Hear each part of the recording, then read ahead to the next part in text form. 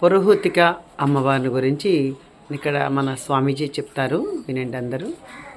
అష్టాదశ శక్తి పీఠాలలో 10వ పీఠమైన పురుహూతిక అమ్మవారి ప్రధాన ఆలయం ఇది. చూస్తే చాలా చిన్న గుడిలా ఉంది. ఇది శక్తిపీఠమా అని ఒక సందేహం కలిగితే వేరే చోట కూడా పురుహూతిక అమ్మవారు ఉన్నారు, అది అక్కడ ప్రధానాలయమా ఇక్కడ ప్రధానాలయమా అని సందేహం రావచ్చు. అయితే మన చరిత్ర శాసనాలు పరంపర అంటే నాకు మా నాన్నగారికి చెప్తే, వారికి మా తాతగారు చెప్తే, వారికి మా ముత్తాతగారు చెప్తే, దాన్ని పరంపర అంటారు. దాని ప్రకారం చూసుకుంటే ఒక 500 సంవత్సరాల క్రితం వరకు కూడా చాలా భవ్యమందిరం ఉండేదట ఇక్కడ. ఆలయం అయిన దండయాత్రల వల్ల కూలగొట్టబడిందా, భూకంపం ఒప్పిన, సునామీ లాంటి ప్రకృతి వైపరీత్యాల వల్ల డ్యామేజ్ అయిందో తెలియదు, కానీ చాలా సంవత్సరాలు భూ అంతర్భాగంలో ఉండిపోయింది. అయితే 500 సంవత్సరాల క్రితం ఆలయం భూస్థాపితం అయిపోయింది అంటే అంతకుముందు ఎప్పటిది, అంతే కదా అని ఆలోచిస్తే ఒక ఆలయం యొక్క కాల నిర్ధారణ చెయ్యాలి అంటే 3 ప్రమాణాలు తీసుకుంటాం మనం. 1 పౌరాణిక నేపథ్యం, 2 చారిత్రక ఆధారాలు, 3 ఆర్కియాలజికల్ గైడ్ లైన్స్. పౌరాణిక నేపథ్యం చూసుకుంటే పార్వతీదేవి కంటే కూడా ముందు సతీదేవి యొక్క శరీర భాగాలు అంటే దరిదాపు సృష్టి ఆదిలో కృతయుగంలో కూడా పార్వతీ పరమేశ్వరుడు అని చెప్పబడింది, కానీ పరమేశ్వరుడు సతీదేవిని ఏ పురాణ కథలో చెప్పలేదు. ఈ పురాణ కథలన్నిటికంటే కూడా ముందు సృష్టి ఆదిలో సతీదేవి కాలం నాటివి అంటే సృష్టి ఆదిలో ఏర్పడ్డవి. కొంతమంది యూట్యూబ్ ఛానల్స్లో కొంతమంది ప్రవచనకర్తలని చెప్పబడేవారు కూడా పార్వతీదేవి శరీర భాగాలను పెడుతున్నది తప్పు. సతీదేవి యొక్క శరీర భాగాలు కూడా కాదు, మనం మానవులం కాబట్టి మన శరీరాన్ని ఆవిడకి ఆపాదించాం, కానీ శక్తి విభజన, శక్తి స్వరూపిణి, శక్తి లేనిది సృష్టి లేదు. ఇన్ని లక్షల కోట్ల గెలాక్సీలు రన్ అవుతుందంటే అంత కడులు of the power. The power means god. అన్ని ట్రిలియన్స్ ఆఫ్ సెల్స్ మన శరీరంలో అనుక్షణం నిర్మాణ విచ్ఛిన్న క్రియలు జరుగుతుందంటే ఒక శక్తికి అనుసంధానంగానే ఆ శక్తి దైవత్వం. ఏ రూపంలో కొలుచుకో, అమ్మవారిని కొలుచుకో, పరమేశ్వరుని కొలుచుకో, శ్రీవల్లభుడిని కొలుచుకో, శ్రీకృష్ణుని కొలుచుకో, శ్రీరాముని కొలుచుకో, కుక్కకి దండం పెడతానడు, పులికి దండం పెడతానడు, చెట్టుకి దండం పెడతానడు, పుట్టకి దండం పెడతానడు. అన్నింటిలో కూడా ఆ దైవశక్తి ఉంది అన్నటువంటి తత్వమే మన హైందవ తత్వము. కరెంట్ ఉంది, లైట్ వెలిగిస్తుంది, ఫ్యాన్ గాలిస్తుంది, టీవీలో పాటలు వస్తాయి, టేప్ రికార్డులో మాటలు వస్తాయి, మిక్సీ పప్పు ఆడుతుంది, గ్రైండర్ పిండి ఆడుతుంది, ఏదైనా నడిపే ఆ విద్యుత్ శక్తి మనకు కనిపించదు. అలాగే శక్తి స్వరూపిణి ఆవిడ. అలాగే చారిత్రక నేపథ్యం చూస్తే సుమారు ఒక 3,000 సంవత్సరాల క్రితం క్రీస్తు పూర్వం 8వ శతాబ్దంలో ఈ ఊరిని పిష్టపురము అన్నట్టు చారిత్రక ఆధారాలు ఉన్నాయి.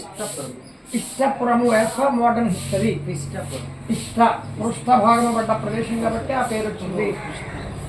తర్వాత పీఠ భాగం కాబట్టి పీఠపురం, పీఠికాపురం అనేవారు పిఠాపురంగా రూపాంతరం చెందింది. అంటే అంత చారిత్రక నేపథ్యం ఉంది. అలాగే ఆర్కియాలజికల్ గైడ్లైన్స్ ప్రకారం కూడా మీకు 1000 సంవత్సరాలకు ముందు చెక్క విగ్రహాలే ఉండేవి, ముందు రాతి విగ్రహాలు ఉండేవి కాదు. ఒక స్థపతి గారు అంటే ఒక ఈ విశ్వబ్రహ్మలో నిర్మాణకర్తలు స్థపతులు అనేవారు. స్థపతి గారు కొన్ని సంవత్సరాలు గాలిస్తే కానీ ఒక వృక్షం దొరికేది కాదు. ఆ వృక్షాన్ని వృక్షంగా ఉండగా విగ్రహంగా చెక్కేవారు. కంచి అత్యవదరాస్వామి అంటే అది చెట్టు, లేకపోతే పూరి అదొక రకం వేప, తొలి తిరుపతి, వాడపల్లి, విజయవాడ, వరంగల్, భద్రకాళి, అంటే నాకు తెలిసిన సమాచారం ప్రకారం ఇవన్నీ కూడా చక్కవే. తర్వాత రాతి విగ్రహాలకి మారారు మన వాళ్ళు. బయట దండయాత్ర నుంచి రక్షించుకుందుకు బలంగా ఉండాలంటే రాతితో చేయాలని జీవశిలల వెతికి శిలా విగ్రహాలు చేశారు. ఇక ఒరిజినల్ విగ్రహం ఆవిడంటే పైన వెండి తొడుగు వేసి ఉంది చూసారా, బేసికల్గా చెక్క, అది బాగా అరిగిపోయినందువల్ల వెండి కవచం వేశారు.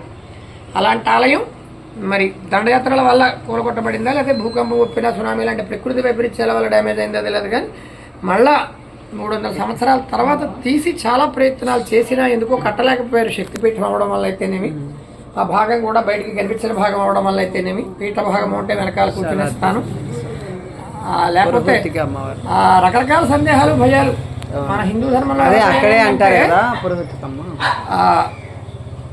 భక్తిని మించి భక్తిని డామినేట్ చేసేసి భయం వచ్చేస్తుంది. దీపం పెట్టాలంటే భయం, 2 ఒత్తులు వేయాలా, 3 ఒత్తులు వేయాలా, 4 ఒత్తులు వేయాలా, ఆవు నెత్తో పెట్టాలా, కొబ్బరి నూత్తో పెట్టాలా, కుడి పక్క పెట్టాలా, ఎడం పక్క పెట్టాలా, ప్రతిదీ భయమే. గుళ్ళోకి వస్తారు, గంట ఇలా కొట్టాలంటే ఇలా కొట్టాలండి, చల్ల ఫోటో తీసుకొచ్చాయండి, ఫోటో తీసుకుంటే అమ్మవారి శక్తి తగ్గిపోతుంది కదా. మరి ఎంత వెటకారం అండి. నేను అన్నానని కాదు, వేరే ఆలయాన్ని ఇది చేశానని కాదు, ఇంత అనంత కోటి విశ్వాన్ని నడిపే ఆ శక్తి మన సెల్ల ఫోటో తీసుకుంటే తగ్గిపోతుందా? భక్తిగా చేసుకునేది ఏది తప్పు లేదు, అది మా సిద్ధాంతం కాబట్టి ఇక్కడ మేము తీసుకోమని చెప్తాం. చాలా చాలా థ్యాంక్ యూ. అందు గురించి ఆ ఆలయాన్ని మళ్ళీ పునర్నిర్మాణం చేపట్టలేకపోయారు. మూలస్థానం ఇదండి, మూల విగ్రహం వారు అమ్మవారికి మనస్ఫూర్తిగా దండం పెట్టుకుని ధర్మబద్ధమైన మీ కోరిక కోరుకోండి, తప్పకుండా అది న్యాయబద్ధంగా ధర్మబద్ధంగా ఉంటే నెరవేరుతుంది. చాలా ఓం నమో పురుహూతికా మాత్రే నమః. శ్రీ మాత్రే నమః. ఏ కోరిక కోరుకోవాలన్నా ఒక మహానుభావుడు, ఈ సందర్భం కాకపోయినా చెప్తాను, ఒక మహానుభావుడు కవితా సంపుటిలో ఓ సృష్టికర్త అయిన భగవంతుడా, నువ్వు నాకు ఏ వరము ఇవ్వద్దు, ఒకటే ఇది, నువ్వు ఇచ్చిన ఈ శరీరాన్ని వదిలి వెళ్ళిపోయే సమయంలో నీ నామాన్ని గుర్తుపెట్టుకునే శక్తి ఇది చాలు అని కోరుకున్నాడు. ఎంత చక్కని ఆలోచన అండి అది. నిజంగా కార్తీక మాసంలో చచ్చిపోయేటప్పుడు నారాయణ నారాయణ అని 3 సార్లు అనుకుంటే ముక్తి వచ్చేస్తుంది, అలా అనుకుంటే చాలు కదా అని మా అమ్మని అడిగేవాళ్ళం మేము. కానీ అంత ఈజీ కాదు. ఆ మహానుభావుడు కూడా ఆయనకి అవకాశం రాలేదేమో, ఎందుకంటే ఆయన కోమాలో ఉండి చనిపోయారు. ఆయన పార్లమెంట్ అంతా కళ్ళంట నీళ్లు పెట్టుకుంది ఆ కవిత విని. కర్మయోగి అయిన అటల్ బిహారీ వాజ్పేయి గారు చెప్పిన కవిత అది. శక్తిని దర్శించుకోవాలి. శ్రీమాత శ్రీమహారాజ్ఞి శ్రీమసింహాసనేశ్వరి చిదగ్నికుండ సంభూత దేవకార్య సముద్యత ఉజ్జద్భాను సహస్రాభ చతుర్బాహు సమన్విత రాగస్వరూపాశాఢ్య క్రోధాకారాంకుశోజ్వల మనోరూపేషు కోదండ పంచతన్మాత్ర సహాయక నిజారణ ప్రభాపూర మధ్యత్ బ్రహ్మాండ మండల చంపకాశోక పున్నాగ కలకస్కచ గురువింద మధుశ్రేణి కనత్కోటిర మండిత అష్టమే చంద్ర విప్రాజ దళికస్థల శోభిత ముఖచంద్ర కలంకాభ మృగనాభి విశేషక వదన స్మర మాంగళ్య గృహతోరణ చిల్లిక వక్రలక్ష్మీ పరివాహ చరణ్ వీణాభలోచన నవచంపక పుష్పాభ నాస దండ విరాజిత తారాకాంతి తిరస్కారి నాస భరణపాసుర కదంబ మంజరి కృప్త కన్నపుర మనోహర తాటంకయుగ విభూత తపనోడప మండల పద్మరాగ శిలాదర్శ పరిపాలిక పురభూ నవవిధుల విమలసి అరుణచ్చద శుద్ధ విద్యాంకురాకార జ్యోతిపంకజోజ్వల కర్పూర విశామోద సమాకర్షాదిగంధర నిజ సల్లాప మాధుర్య వినీర్పచ్చిత కచ్చపి మందస్మిత ప్రభాపూర మధ్యప్రావేశ మానస అనాకృత సదృశ శుభ శ్రీరాజిత ఏవం శ్రీ లలితా దేవ్యా నామ్నం సకం